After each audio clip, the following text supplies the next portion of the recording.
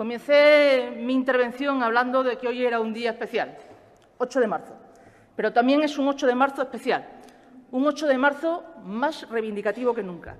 Hay millones de razones para meterse en esto, más de una por cada una de las mujeres que hay en el planeta. En ello se ha insistido muchísimo durante estos días. Hoy hay quien considera que ser feminista es una etiqueta y no una lucha, o lo que es peor, no acierta bien a distinguir el machismo que mata y que hay que erradicar del feminismo que persigue la igualdad de mujeres y hombres. Y para cambiar conciencias posiblemente necesiten algo más que el diccionario de María Moliner. Son más razones para insistir en la necesidad de estas políticas.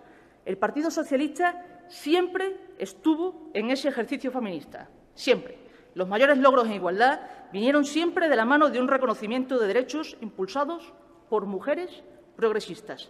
Han sido cientos, miles de avances, de pasos hacia adelante, en el que cada vez que una rompía un muro pasábamos muchas más, pero en el que también han estado marcados por parones, retrocesos y obstáculos que nos paraban a todas. Hoy hay, tal vez, una nueva ola feminista que no está dispuesta a retroceder, que no se conforma con avanzar con pequeños pasos, por mucho que supongan grandes avances para la humanidad feminista, que queremos visualizar la meta de la igualdad de una vez por todas. El 8 de marzo ya ha sido un éxito hasta ahora, sin que algunos seguramente se hayan dado cuenta cuando se han despertado esta mañana. Hoy no es un 8 de marzo cualquiera, porque esta vez, tras el 8, vendrá el 9, y ya no estaremos dispuestas a esperar otro año más ni a soltar la bandera.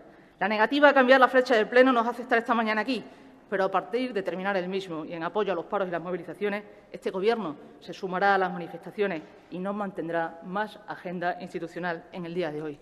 Porque, a fin de cuentas, señorías, también se trata de poner en valor y demostrar el poder de las mujeres y que si nosotras paramos, se para el mundo. Nada más y muchas gracias.